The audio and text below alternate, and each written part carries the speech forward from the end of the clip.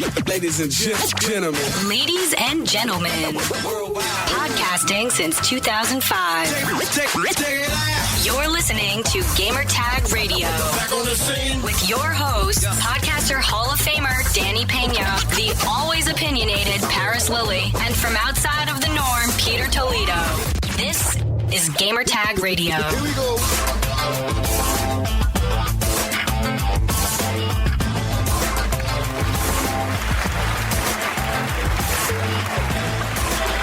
Welcome to Gamertag Radio, episode 631. This is your host, Danny. And also joining me this week, Mr. Pete. He is back. What up, Pete? What's going on? Doing all right. It's been a couple of days here. Spent the weekend in Daytona.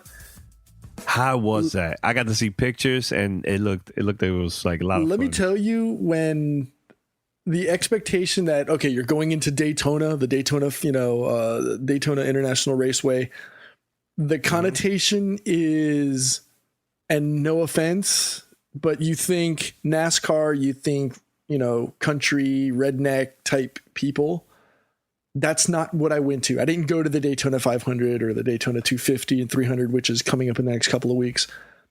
This was the Rolex 24 Hours of Daytona, which is part of the Rolex series of endurance racing. So you've got the people that sent me out, shout out. I know they're not listening, but I'm going to give them a shout out anyways. LaSalle Solutions and the Racers Group. They invited me out because of my daytime job to come check it out. It was like a full VIP package. Like I got to go out with tickets with, the wife included. So the wife came with me, who is a much bigger race car driver fan than I am. And nice. Just going out there, hanging out, getting to meet the owner of the racing team, Kevin Buckler, who is a former 24-hour of Le Mans winner and a 24-hour of Daytona winner, hanging out with them, meeting the drivers, and then sitting in the pits. Like that was the most insane part, watching this team work in unison. You've got 5 or 6 different, people that all alternate between, tires, fuel, setting up the drivers in the car. And I mean, these people are driving like 2017 Porsche GT3 R series cars. And the cool thing about the Rolex is that it's not just one type of car. Like you think of NASCAR, you think, okay, it's just NASCAR car, it's just like, regular souped up cars. No, this is cars like the Nissan GTR, the GTR, right? Then you've got, Porsches, and you've got supercars like Lamborghinis and Ferraris and R8s. And then on top of that, you've got prototypes. We're talking $750,000 million prototype cars like the Oreca and Cadillacs. So they're all racing at the same time on the same level, the same track for 24 hours. And like you've got, these cars are super high powered, and to sit inside the pit, listening to them all talk and coordinate, and then just hearing and mostly feeling the rumble of these cars as they come in, whether it's to pit or to, as they're passing by. It was just such an amazing experience. And to go back to the culture, it's not just what you would expect like a Daytona or Indy 500 type race. This is more of an international feel because you've got people from around the world. And it's not just people from a specific race style. There was legends, Jeff Gordon from NASCAR, who, a lot of people know, number 24. There was Christian Fittipaldi, Emerson Fittipaldi's son. And then there was Tony Kanaan, who's a legend in race car driving. So all of those three, and at one point, I think it's Fittipaldi and Gordon were 1 and 2, and Tony Kanaan was like 14th. But to think that, like, you've out of 42 cars or something like that, all of these people were all racing in different class cars and just going up against each other. It was just such a phenomenal experience. It really, really opened my eyes to race car driving, especially from an endurance standpoint. And these people were, they drove for an hour, and then after an hour they swapped drivers, and then midway through the day, or through the night, it actually started raining.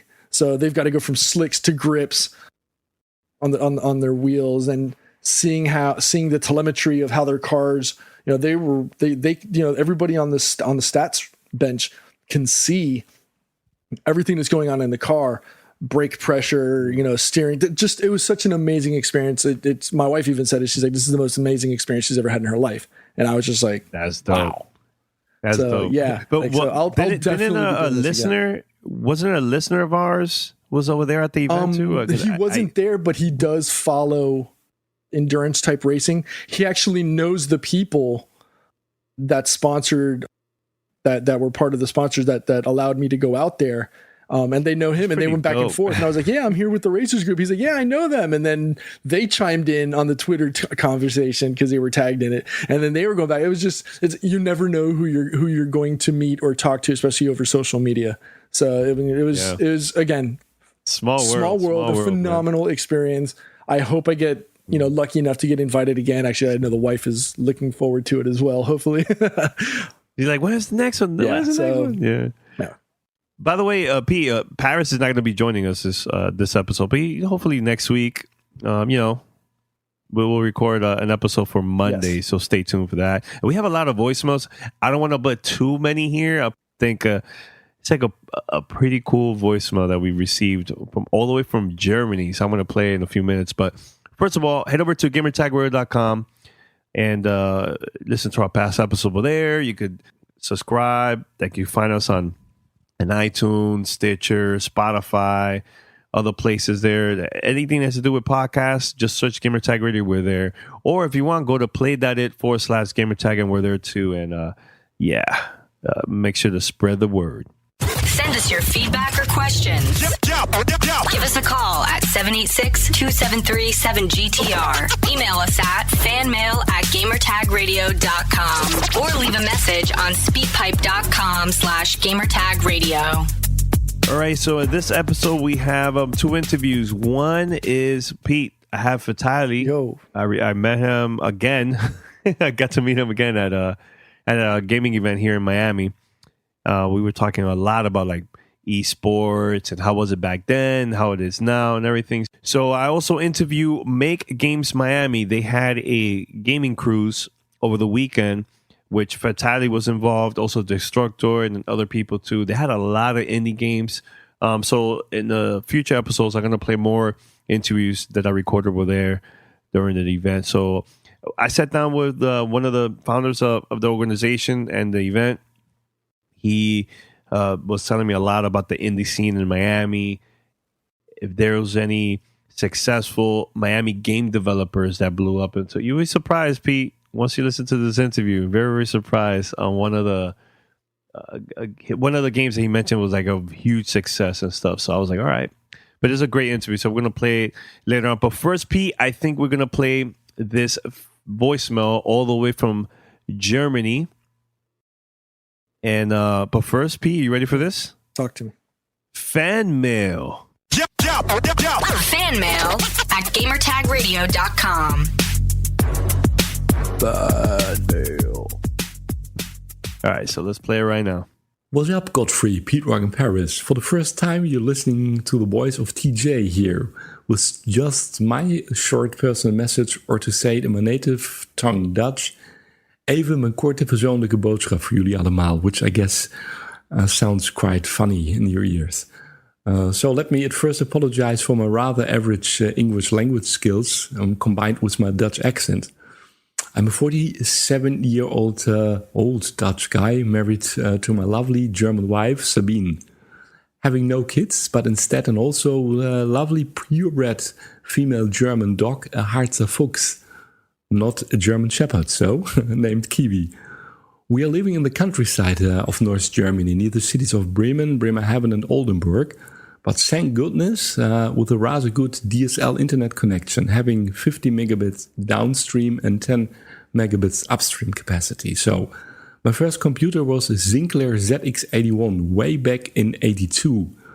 With an incredible 1 kilobyte of RAM. Just for your pure information pleasure, I'm saying that.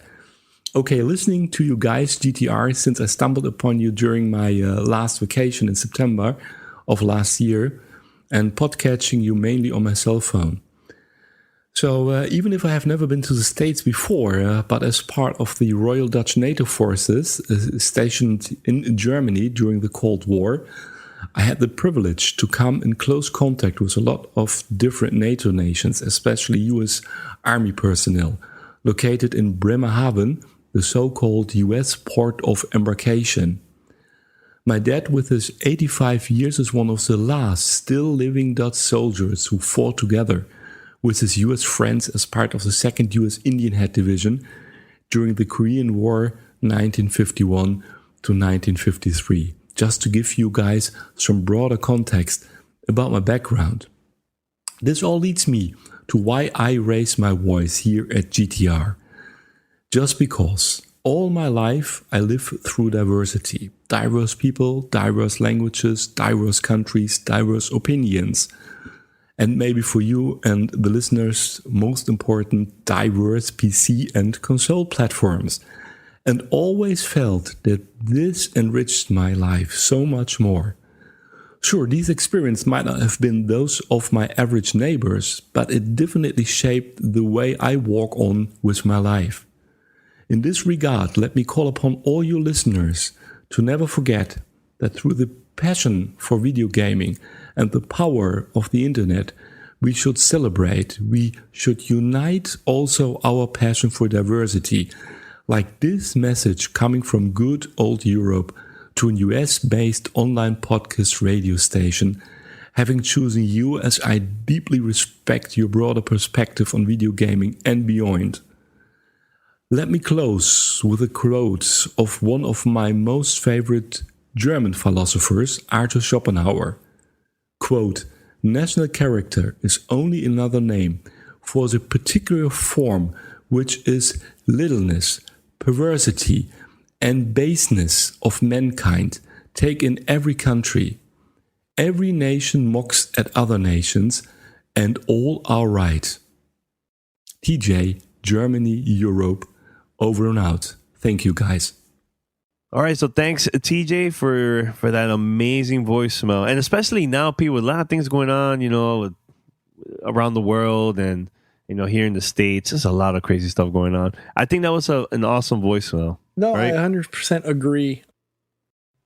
Especially with the climate of today, and I don't want to try to slant this towards a political speech. I know we've talked about maybe doing that offline, but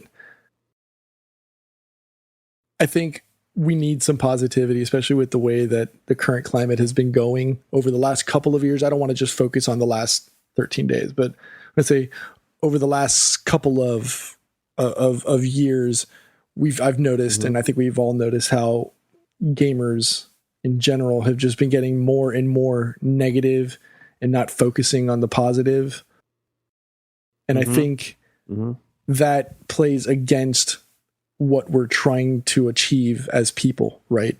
Instead of focusing on the negative, let's focus on the good, the positive, and make things better just by focusing on making things better. It's easier to see or to envision or to visualize the bad stuff, but there's no need to. And I think if it just starts with one person, and I think I said this, when I went to the dentist, I think it was Monday or Friday of last week or something like that. And it was like trying to start the year off with a smile instead of being negative and bitter that I had to wake up at 7 a.m. or something like that. It's just, I think that's what we as people need to start doing, is just to push positivity and go from there. Let me ask you this. You listened to last week's episode, the ending of it, like the last 10 minutes of it? I did. You did? What are your thoughts about that? I know we've had a couple of people ask what my opinion were on the situation. Yeah. I disagree with the things that were said by and large by this person. And it's not a matter of thin versus thick skin. It's a matter of dignity and respect. Okay. Those that are supporting his behavior are just as guilty. It's not about passion or being aggressive. You can still get your point across in a civil manner. It doesn't benefit the industry in any way to continue to give shine or attention to something like this, but it does need to be addressed. And I will say this, we have a much larger issue at hand than video games. If only the people in the games media and their respective communities could just put as much effort into these larger issues as they do towards the gaming, we'd likely be in a much better place today. Totally agree. And I think Totally I said this the other day on Facebook and Twitter, but I just think that there are things that need our energy today, not just an opinion score of a video game.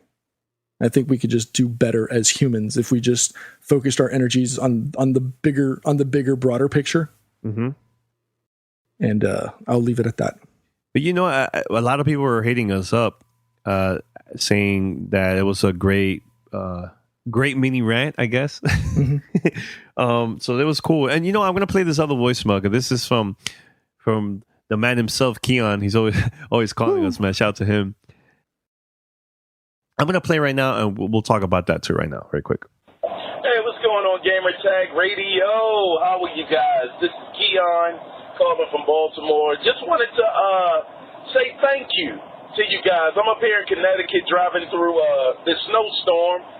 Traffic is backed up to, man, goodness gracious, the ninth cloud or whatever. Don't know what that means. But I just wanted to say thanks. I really appreciated those encouraging words at the end of the podcast between you and Paris.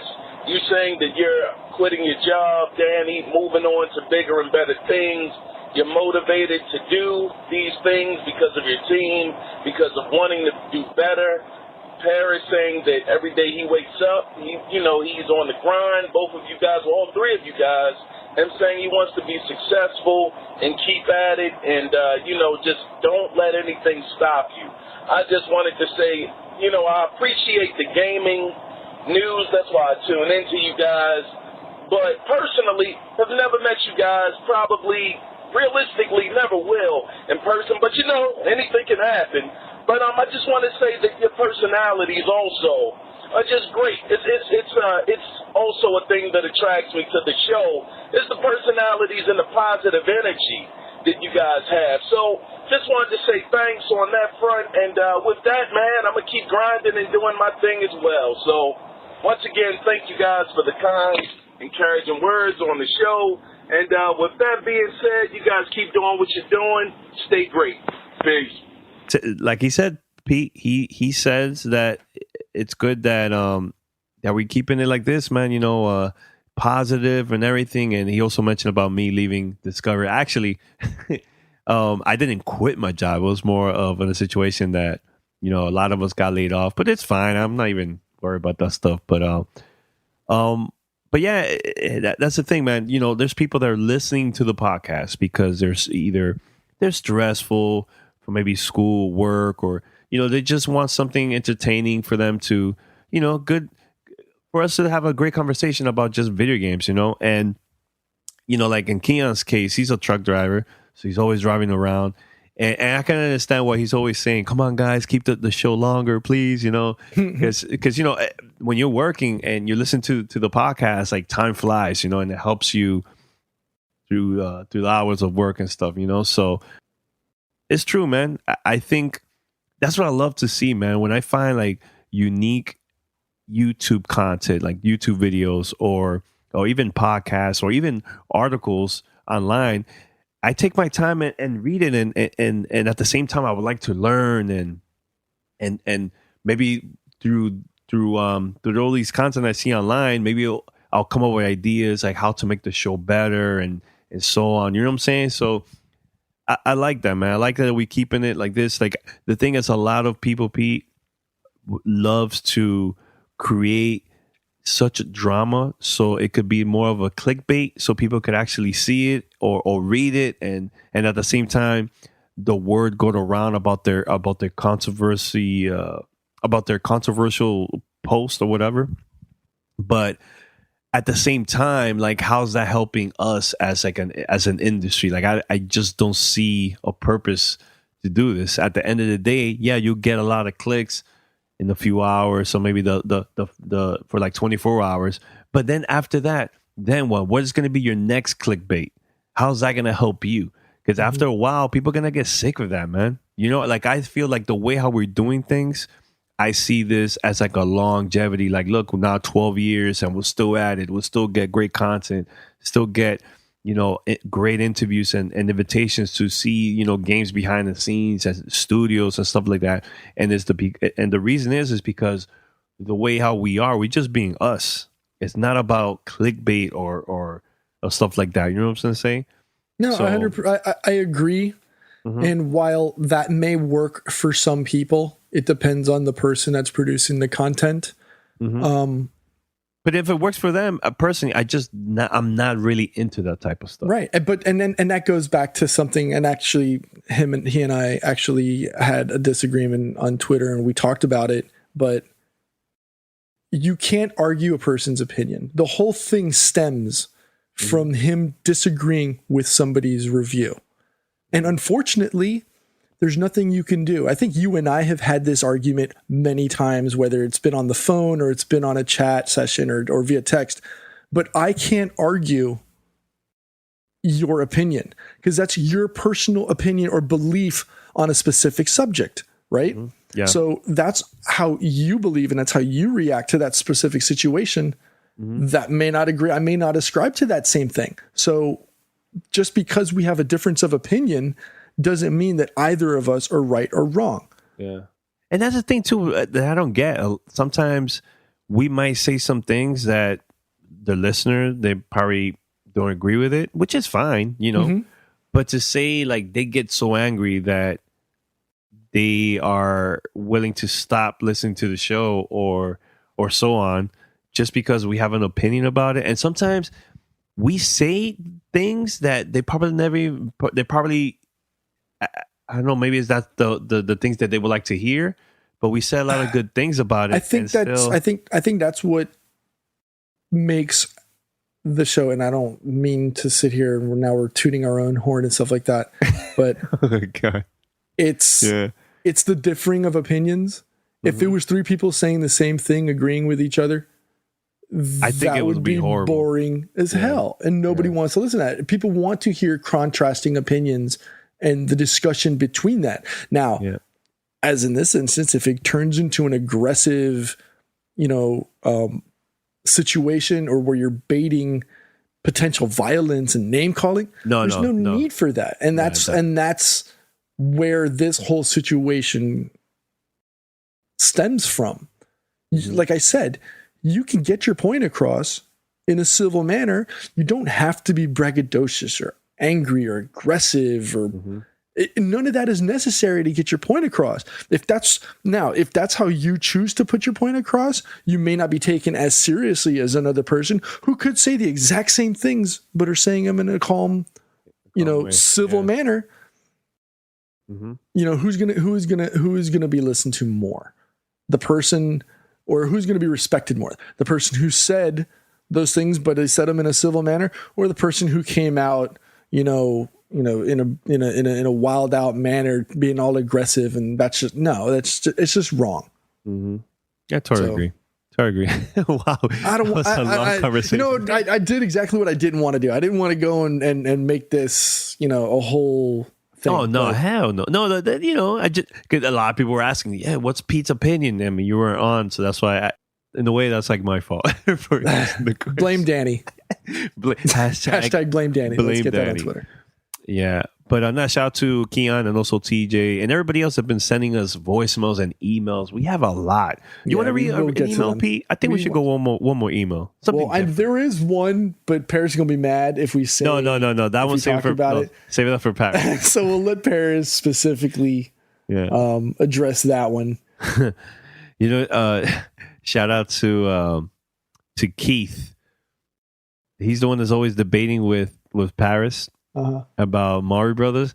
He found a poll on Google Plus, which I used to. Do you use that? Because I haven't used Google Plus in in years now. No, I haven't. He said there was like a poll that he found. There was Super Mario 3 and Super Mario World, and it said, which Mario game do you like the most? So as of now, I see Super Mario World has 75% and Super Mario 3 only has 25%. So he sent that like laughing, like, "Hey Paris, look, check it out." Yeah, he sent us back in a few weeks ago. We just didn't read it and stuff. That's funny. Shout out to Keith, man. Thanks for the email. All right, and then we got one last one from Jesse. This is Jesse from Connecticut. Xbox gamer tag is SilentJ86. What's up, Jesse?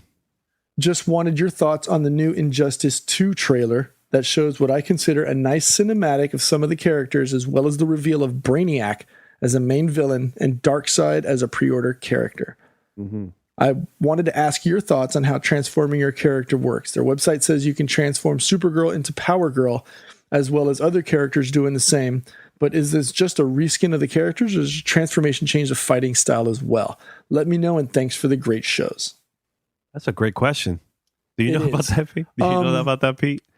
I know that so like obviously Flash is, a very popular character, and you can go from just the regular Flash character, and the next thing you know, he's, bulked up, he's got armor, and he's got more abilities.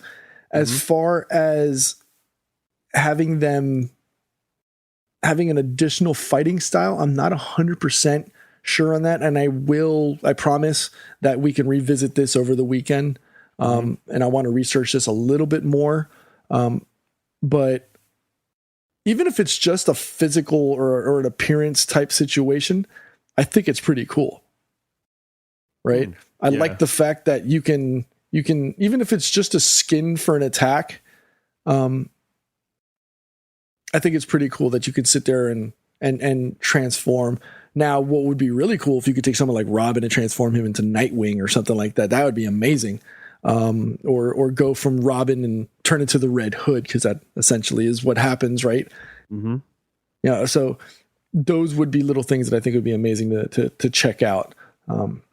As far as other characters and how they would, branch out as powers or something like that, I don't know. But I'd be interested to find out, and I will do more research on this, and then hopefully I'll have an answer for you on the next show. All right. Thanks for the email, Jesse, and everybody else. All right, Pete, we have a sponsor once again for this week. Yes, we do. Blue Apron is the #1 fresh ingredient and recipe delivery service in the country. Blue Apron provides you with an amazing variety of meals that you can select or get a grab bag of sorts selected by the Blue Apron culinary team. Just this week, they've got a couple of new recipes, including crispy barramundi with quinoa. I don't know why I always say quinoa. That's the commercial that always got me. It's quinoa and roasted carrot salad, or cashew chicken stir fry with tango mandarins and jasmine rice. I mean, when you hear things like that, it makes you think like you're going to a restaurant, like one of those fancy restaurants with square plates, and you get to eat really good food. But these are things that you can cook in your house.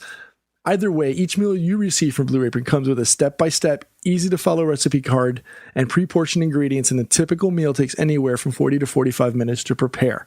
And time is money. Not only do you save time by not having to go to the store, for less than $10 per person per meal, Blue Apron delivers great-tasting seasonal recipes along with pre-portioned ingredients. I can't tell you how many times I've gone to the store to get things for dinner, and then I only use a part of it, and the rest of it ends up in the trash because it goes bad. And then, so you're not just saving money, you're saving food, you're saving time, and you get a great meal. So all you have to do is check out this week's menu and get your first 3 meals free with free shipping by going to blueapron.com/gamertag.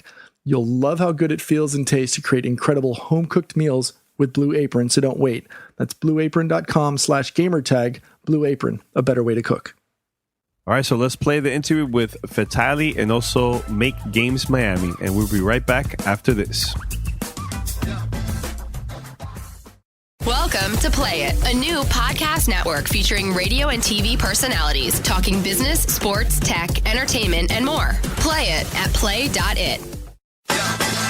Back on the scene. This is Gamertag Radio. Voicemail at 786-2737-GTR. All right, so we're here in Miami, Florida, and guess who's visiting us right now, man? Visiting the city of Miami. We have Fatal1ty here in the house. Fatal1ty, how you doing, man? Good, man. Just excited to be here in Miami again. It's been like a year since I've been back here, so excited to be here in the summer of January, and it's a lot warmer here than it is where I'm from. I mean, there's a lot of people that probably don't know much about you. There's a lot, of course, that they do, but for those that don't know, tell us a little bit about yourself. I'm one of the pioneers in esports. The first guy that made it a full-time job playing video games and making a living from it. So throughout my career, I won about $500,000 in tournament winnings. And when I did it, it was very important that you had to win all the time. Today in esports, there's many ways to make money where you don't have to win. And so it's a very exciting time in esports because people can make money in so many different ways with competitive gaming in the sense of not competitive gaming, but like with YouTube or Twitch, just being an entertainer, covering esports and covering the people. There's so many different avenues now in gaming, which makes it a very exciting and blowing up industry for everyone involved. Have you even tried to probably compete nowadays? I mean, I know back then you used to do that a lot, but nowadays it's a lot more pro gamers now. There's a lot of different type of competitions now, and it's gotten a lot more mainstream compared to back then. So, well, I think the best players were playing, when I was playing, when you put up $1 million prize purse, everyone in the world's trying to take it, and esports has always been very, very competitive. It's a very tough field to win at all times because if you're not training 8-12 hours a day and you're not practicing like crazy, you're never going to be the best in the world. So to step into this space, it's very difficult, And the games like the last game I was a world champion was a game called Painkiller. I mean, if we all did it again like right now, I'd probably still be number one in the world right now. But no one's playing Painkiller anymore. So the games evolve and change. So esports evolves in time because new games become more popular. So right now, one of the most popular FPS games are a game called Overwatch.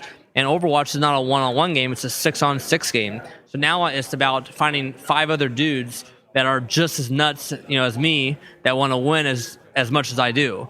And so, for me, I've kind of I've had my piece with competitive gaming. I've won my 12 world championships in 5 different games, which, basically it's like a stat that'll probably last a long time. But, for me, it's been about giving back to esports and making products for gamers through my brand. So I make headphones and motherboards. So my goal is to always make product for a gamer to help him play to his full potential. We're gonna talk more about the products and stuff that you've been doing now. But I mean, what are the advice for those that are up and coming, they wanna start professional gaming, they want to compete also? Any advice to those that are starting? Well, you want to start with a game that hasn't It's kind of hard to come into a game late. If you haven't played Counter-Strike ever in your whole life and you're coming to play Counter-Strike right now to be a Counter-Strike world champion, it's going to be tough, And the thing is the longevity. How long is Counter-Strike going to last? It's already lasted 17 years now, which is amazing in itself. But the thing is, it's not like NFL or Major League Baseball where it's always going to be there. So the way I look at it is you have to look at wherever the hottest, newest game's coming out and hopefully catch a really sick wave, in esports. So in the sense, if the game is extremely popular for a long time, you go for it. You get in there, you play the beta, you get in that game early. Overwatch is still pretty early. You could probably still get into Overwatch if you're a competitive FPS player. And, it's just about practicing. You got to practice a lot with your teammates and people that you enjoy being around. The biggest thing for me was I surrounded myself with very positive and enlightening people that had good character and just had fun. When I practice, I'm practicing 8-12 hours a day. It's I'm playing a game that's fun, but the other half is not fun because it's work. So you have to balance it out. So for me, I surround myself with really positive thinking people and people I really enjoyed being around, where I could tell a joke and they would understand it's a joke, and we would have a good time bantering. And basically, it made an 8 or 12 hour day go in 4 hours. So half the time I'm actually playing games and half the time I'm not. So what is the reason that you're here in Miami? What, you just vacation or what? Because I know there's a gaming cruise going on. So tell us a little bit about that too. So the gaming cruise is GaCuCon, and it's a gaming festival that they're doing the LAN event tonight here at Dave & Buster's. So they invited me to come out here and be a part of this, and then it's like a 5-day gaming cruise, to Key West and to Mexico. So, I'm really excited about being here and being a part of the event and meeting all the gamers down here. I think it's a cool chance to meet the gamers from Miami and people that traveled here to be on this cruise. So, for me, it's a way to touch base with other gamers and keep the Fatal1ty brand and name out there and stay kind of like to the ground of meeting the people that do play. Actually, like a year and a half ago, I believe we met before that. Like I think it was like 2006 or so at different events and stuff. But like a year and a half ago, Monster had an event. We don't know why they invited us to go. We were like wondering. Monster is known for like a hip hop headphones and stuff. So, and then that night, they announced that they are working with you with brand new headphones too, more for like the gaming side too. That's the first time them doing that. So tell us a little about that, about the product and how that happened, how that came about. Monster, they're really known for making high quality products. They were really famous for making the Beats by Dre brand. And so they make really good products. So, my philosophy was, hey, you have this great company, but you don't do anything in gaming or in esports. So Fatal1ty, as a company and as a brand, and then also the person, myself attached to it, my goal is always to make products for gamers to help improve their gameplay and their experience playing the game.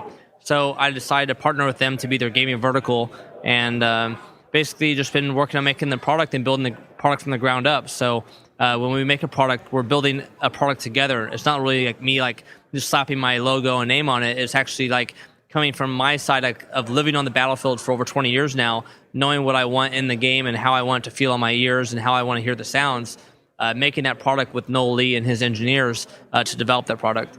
So what makes this headset different than the other ones? Because there's so many out there in the market. So what is it that stands out? Well, I've been making headphones, since 2005, 2006, and we sold over 2 million units of my previous headphone, and a lot of the features, was making it affordable for the gamers. It's crazy to think that not a ton of gamers have a ton of money to waste $300 on a pair of headphones.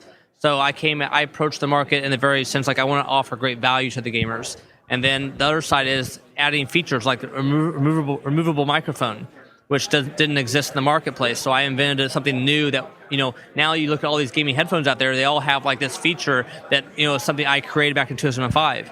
And then now that these new headphones, obviously with Noel Lee's expertise in sound and some new ideas that I want on the product is, having it be an ultra lightweight. A lot of the headphones out there weigh 13 ounces. Well, if you're a really hardcore gamer and you really enjoy playing video games, you're playing more than 1 hour sessions. You're playing 2 to 4 to 6, 8 hour sessions every day, depending on what level of gamer you are.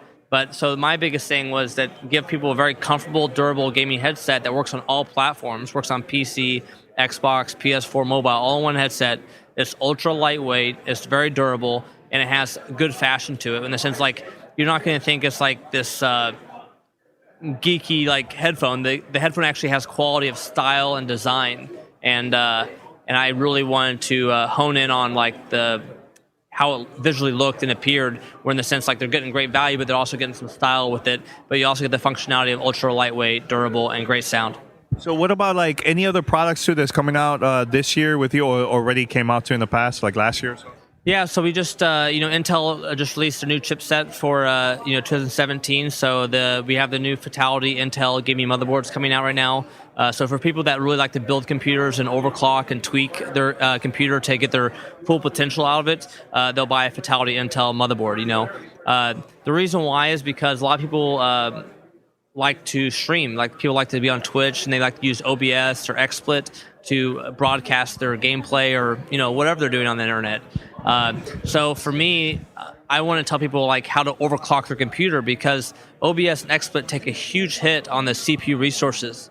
And so when you overclock the computer to a higher frequency from 3.2 gigahertz to 4.6 gigahertz or 5 gigahertz or wherever you want, that you build the rig around it, it helps you get those frames back.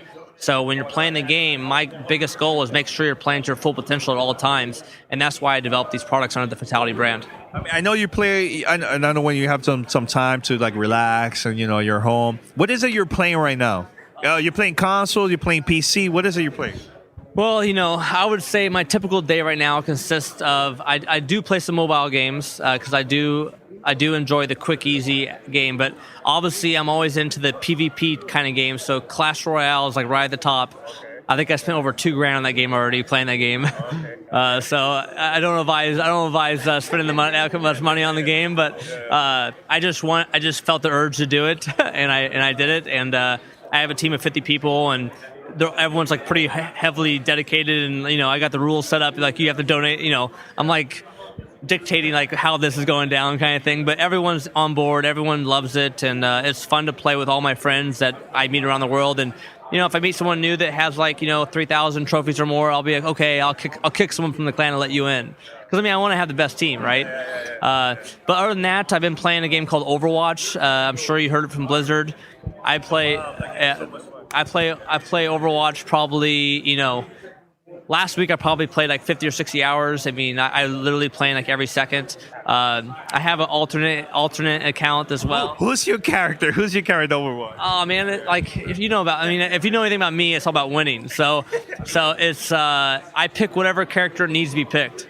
Okay. So I'm always looking for the best character. So it's if a guy's going sniper, I mean, sometimes I would like to go sniper versus sniper, but like that's kind of like a bad move. The better move would be like go Winston or a diva if you don't already have a diva. It just depends on your like composition, but the game's getting updated and changed all the time, so the meta of the game changes constantly. And I just love hopping on and playing with my friends all the time, and we're in there killing people, and I got my primary account and I got my secondary account.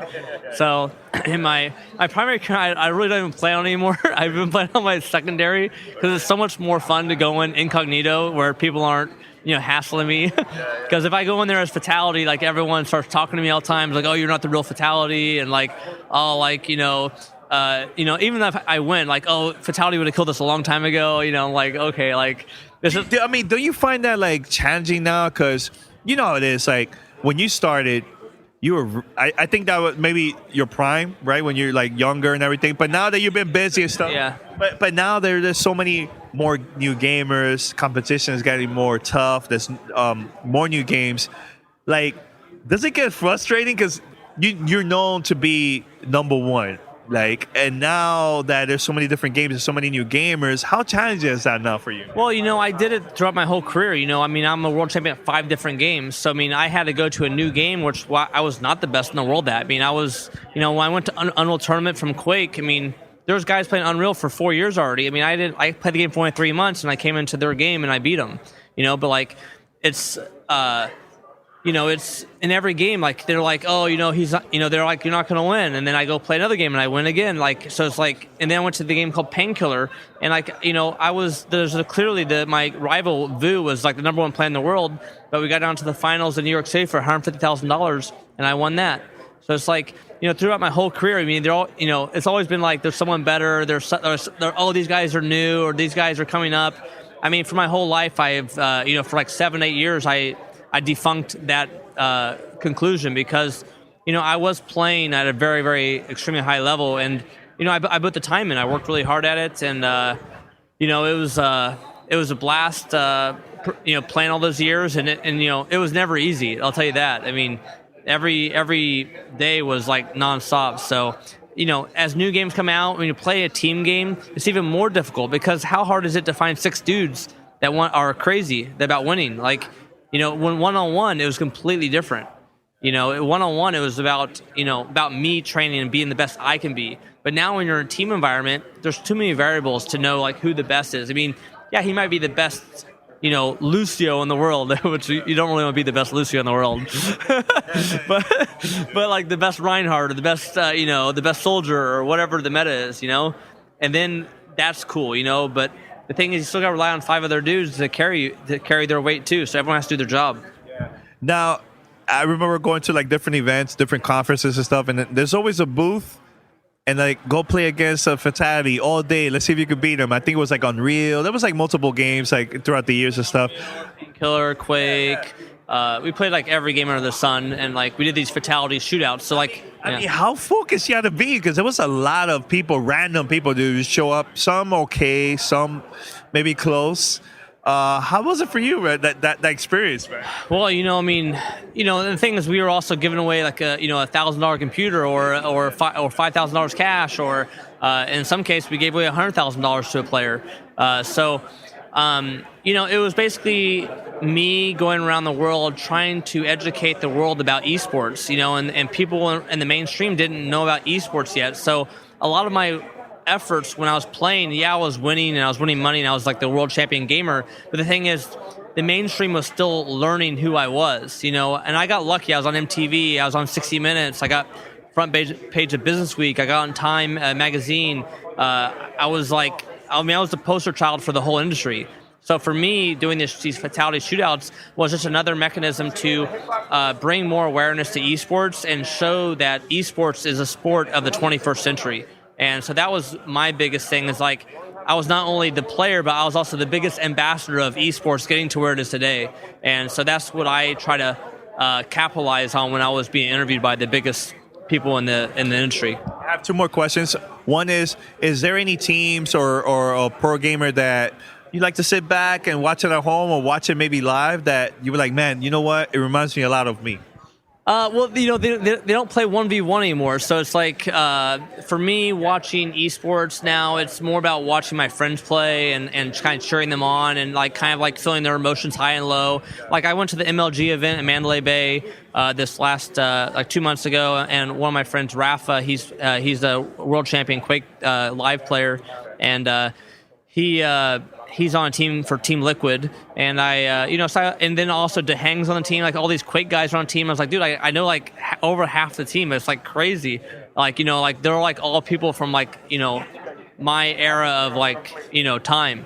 And so when I went there to go watch them play, obviously I'm cheering them on and so forth. But it's a team game, and in Overwatch, it's not about the discipline of one person's skill so much as it is a team's chemistry to accomplish things in the game at the right moments.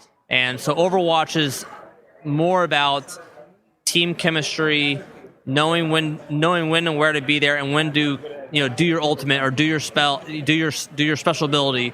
So it's a lot different than the games where I came from, where it's much more raw. Like when I did those challenges, no one could challenge me because when you're just beating everyone. It's like there's a huge skill gap. It's like if we were to go out and play right now against Roger Federer in tennis, do you think we're going to win a game? Never. It's not going to happen. So it's not going to happen. And I played tennis for 10 years, or longer. I played since I was a teenager. And I still play today. But I don't think I'd ever win a game against Roger Federer. I don't think it'd ever happen. So that's how how much how much talent was in those type of games back then. And now today you're seeing more of this 50-50 experience that's going on. And it's really about six guys really working as one to win. And if you look at any of the pro matches, it's 3-2, or the guys win 3 games to 2 or 2 games to 1, or whatever the situation of the tournament is. But it's exciting though. It's I think people are intrigued by it and so forth. But if the best team wins, the best team wins, and if they can keep winning, like Team Envious won that tournament, it'll be interesting to see if they win the next one. So I'll keep my eye on it and keep watching. I'm a big fan of esports, not only shooters but MOBA games and so on. Even the mobile games you have on your phone. I obviously spend $2,000 on a mobile game. I must be nuts about esports. So yeah. So for me, this is a passion, a lifelong commitment to esports, and I plan on continuing to promote esports in the most positive light. My last question is, we're here at the event. There's a lot of independent gamers, game developers, that they have their own games and stuff. Any ones that you tried out maybe in the past or maybe here today that got your attention to? Well, I'm gonna check out Soulkeeper a little bit. They got the VR system over there set up and everything like that, and I got a chance to meet some of the developers on the game. And they're really cool people that I met here. So I would have never met them. I would never met them if I didn't come here. So getting a chance to bump shoulders with the developers and the programmers and playing their games, it's gonna be a fun night.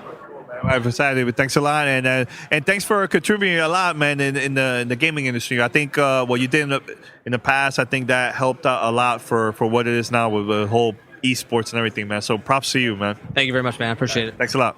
Oh, what's your website?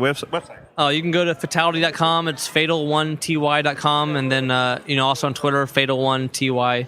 Just Fatality. It's I is spelled with a 1, so Fatal1ty. Thanks a lot, man. You're listening to Gamertag Radio. My name's Andrew Fratercongeli. I'm the CEO and founder of GaCuCon. And this is a couple people here, man, at the event, and all you guys gonna get ready for the cruise. It's gonna happen over the weekend. So, how this concept came about, and why you guys want to do something different like this, man? So, we were originally trying to figure out how we can get some more attention for Miami because we work with the local game developers down here. Well, we are game developers ourselves, and we were trying to think of how we can get attention from outside, right? Because the community's building out here, but it takes some resources from external, right? So, we thought of something a little bit more Miami-esque, a bit of a beach vacay mixed with game development, networking, and a cruise kind of popped up.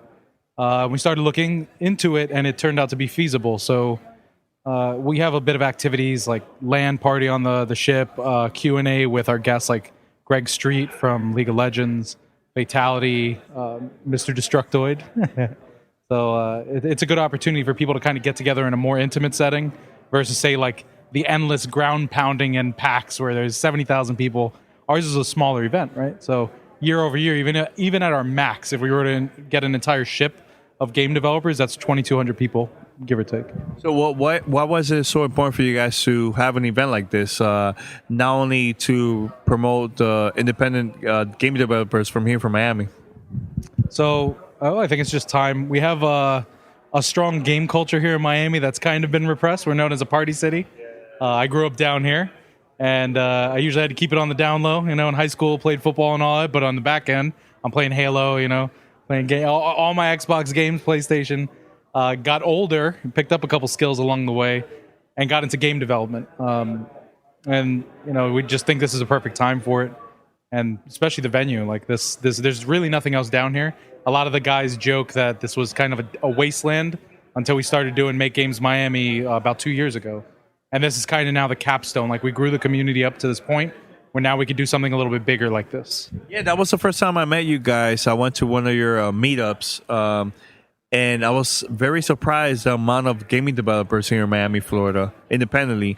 There was some that had the games for the PC, some for VR, some for even PlayStation Network, right? I was very, very surprised because the thing is, I know Nero, I know Destructor and everything. We've done events years ago here in Miami, Florida. But it was more for like the gamers, But I was very surprised the amount of gaming developers here in Miami, Florida, So why you guys started that whole, meetup, and let's try to promote the independent gaming developers here from Miami. So my partner likes to joke that it's almost like we were looking for office space, so we built an office building. What I mean there is we started wanting to make like indie games, right? It was a very small project we were working on because I met my partner at Tiger Direct, and we had another guy who was a programmer that was working with us. And we were like, okay, we need to learn from like other people who've done this, or like maybe get some help or find some other artists, stuff like that. And there was nowhere to do it. So in that case, it's either not have that resource or just start doing it. So we started doing it. Okay, plot twist, it actually put the game to the side for now. There's still the dream on that, but we're developing out the community, and there's a lot of great things that have happened from it. More projects popping up now and then, and of course, we do help with projects through, Game Trap, right? Like, that's what we do now. Our own games, not so much, but we love these guys so much, we'll work with them for anything. I mean, do you have any success stories of any developers that started their companies here in Miami and maybe they blew up, or is a game that has been a very successful game? Yep. You ever heard of Doodle Jump? Yes, I heard of Doodle Jump. Yeah. They have a game here in Dave & Buster. Doodle Jump is actually a local studio. Really? This is from Miami? I didn't know that. Oh, that's dope. And same with if you see a game called Flow Free on Big Duck Games, They're also local here. They actually sponsor the monthly meetup. So they had like 200,000, 300,000, no, 200 million plus downloads, I believe. Like they're a full, what I like to say, they're the biggest little studio here in Miami. I mean, what is it that do you think that is one of the main issues with like the gaming developers? They might have like a great game, but their name is not even out there at all. What do you think is the main issue about that? Like, any advice for those that start their own company and they would like to maybe promote it or get the word out about their product? Yeah, well, first, I mean, there's so many ways to make games now that there's just so many games being made. So the thing that we usually talk to our newer devs down here is promote early, promote often. A lot of guys go into it and be like, no, my idea is the best. I have to hold on to it until I'm ready to release. But that doesn't work anymore because there's so many other competitors. Like you're not recreating a wheel. You're simply putting a hubcap on it. So, as soon as you start making your game and you have the concept art, you have the GDD, you have anything, start marketing it if you think you're going to take the game commercially and serious, because it's your personal reputation tied to that. And I always mention this to people too, man. Like, go to events, meet people, network. I think that's very, very important. I think a lot of people are like, let me just work on my game, just stay home. I think it's like a major mistake for them to do that, right? Do you agree too? Yeah, it's too hard to make a quality game alone, and usually you find other people when you go to events.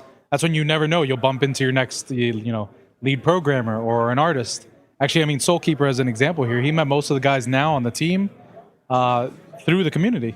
So just by getting out there and just sharing your passion and saying like, hey, I'm really working on this project, and by having something to show, the complementary skills will say, wow, you're making something great. I want to be a part of that. Because, starting as an indie, you don't have a budget. Like, usually it's zero. So you're working, like, not even pulling yourself up from your bootstraps. So you have to find people who are passionate and willing to do it for free with you. So when you had your first meetup, how in the world you got the word out about the meetup? Because it could get really challenging to get the word out. Like, yo, we have a meetup. Meet us over here at this location. So how was it you discovered all these developers here locally in Miami? So our first event, we did it through meetup.com, which is pretty good. It distros to people who are interested. But then we also looked at some of the other groups in the area and started reaching out to them. Because technically, Make Games Miami, what we run, it's more of an umbrella group rather than a standalone. It's actually made up of the Florida Game Developers Association, Unreal Florida. We kind of did that to rally the clans. But that's what we did. It's just networking. So instead of networking to meet other people, we met other groups and kind of pooled resources and said, hey, we're going to do this event on this day for this specific type of subject. Whatever you guys are doing is cool too. Like it's not really a competitive field. Some people treat it like that sometimes, but it's all collaborative. So it really was. It's the same thing, like ground pounding. And even when I go to conventions everywhere, I still find random developers here in Miami. As a matter of fact, we just set up a guy in the exhibition room like today who popped up and said, oh, I make games. And we're like, dude, set your computer up, show people, make it happen. So what are the plans? Like, I know you have your cruise now coming up. What are the plans you guys are planning to do, like maybe later this year in 2017 for you? So most of it is we're going to immediately start planning 2018 for GaCuCon, but most of it is like housekeeping, I guess, on the community. One thing we kind of want to do is make a little bit more of a kind of like a job board, but more where it says I have some skills and it'll automatically match people together. Because that's one of the problems that I have now is there's a lot of people say, hey, I'm a musician, I need a game, and it's hard to keep track of it manually. So we're going to try and automate that a little bit more. Other things is we started getting more into esports. We actually have Daniel Fraud-Montaner, who's also a local, who believes in it, and there's a lot of things moving on down here in Miami for that. So I'm all for it. I'm all about game industry. So you're a player, a game developer, it doesn't matter to me. I love you for it. So that's, Game Trap. That's like our real core job, I guess, our business. And that's where we do like the contracting services. But game entrepreneurs, so anything. So esports is now for 2017 down here. We have the Florida Flamingos and the Miami Heat just bought the Misfits. That's pretty dope, right? Yes, it is. So, I mean, all right, so for those that are very curious, they're not from Miami, but they would like to know more about your meetup, your company and everything. Where is like the best place to know more about it? So if you're a social media kind of person, you can hit us up on Facebook. We have a Make Games Miami meetup, or GameTrep.com, or even GaCuCon.com, and you can contact us. And I can always point people in the right direction. So there's plenty of ways to reach us. Awesome, man. But thanks a lot, and good luck with the whole cruise and everything, man. And I'm proud of you guys because, when I went to I'm a huge gamer, and I've been to a lot of events and stuff. When I went to was it Miami-Dade downtown, and I got to see a lot of developers, even kids too, man. Very young, maybe 12 years old, showing me their game. They're from Miami. I was proud. I'm like, wow, man, that's pretty dope. Coming from just doing parties and events for like the gaming community over here, seeing actually people working on games, I was very proud about that, man. So props to you guys, and I hope locally it grows more, man. I think it's super important. I think it helps the industry too, man. So props to you guys, man. Yeah, and thank you for being part of the ecosystem, man. I appreciate it as well. Yeah, cool, man. Thanks a lot, man. All right. Back on the scene. This is Gamertag Radio. All right, Pete, we're gonna wrap it up. Super Bowl's coming up in a couple days. Are you hype or what? I hope I'm home in time to watch the game. I'm going Hawks. You know what? I think I'm going for the Falcons, man. I know a lot of people going for the Patriots. So why? Is that because you're a Dolphins fan and you're sick and tired of seeing Brady win? No. I feel like I'm going for the underdog, and I think that defense wise, I see the Falcons get it's going to be tough for the Patriots, man. Because Falcons are really good with the defense, man. They do, really, and really that's attributed to having Dan Quinn as their coach. And that's the brains behind the Legion of Boom over in Seattle, right? Yeah. So, but the thing is, offense wise, Patriots, man, they're just out of control, man. But actually, today there was an email sent from EA. They always do the Super Bowl prediction with Madden Ball. Madden, yeah. They said that New England Patriots is gonna win the Super Bowl, and I'm gonna tell you what they have score wise. I'll tell you right now. They said it's gonna be New England Patriots gonna defeat the Falcons 27-24.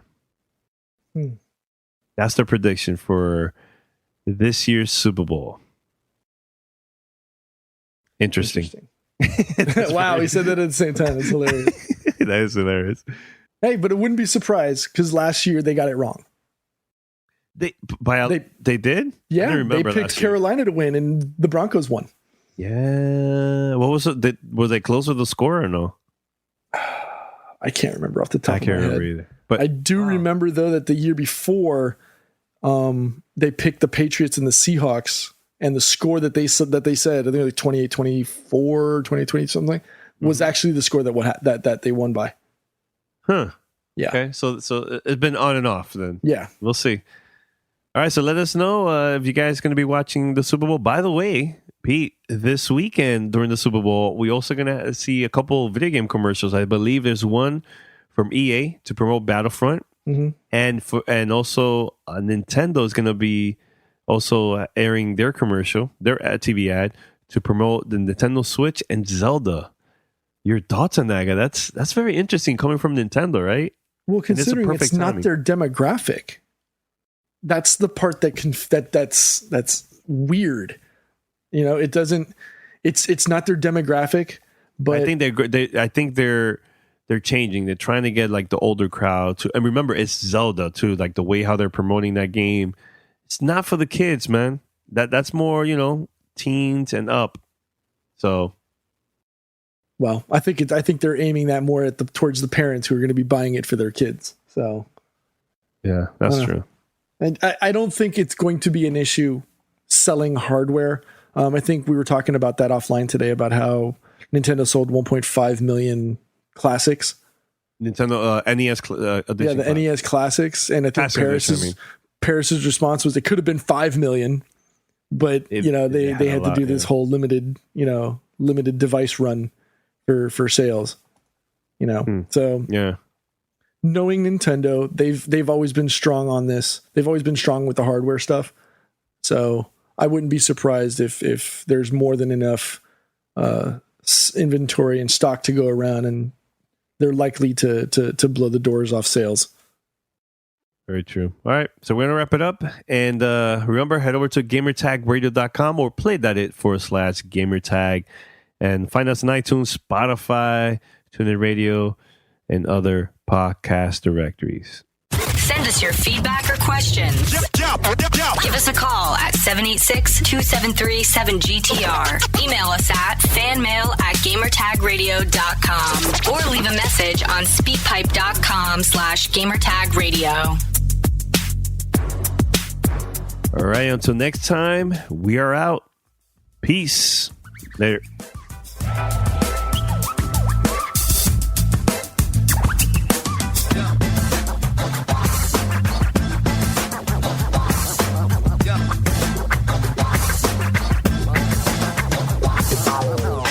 Thanks for listening to Gamertag Radio. Be sure to like us on Facebook and follow us on Twitter.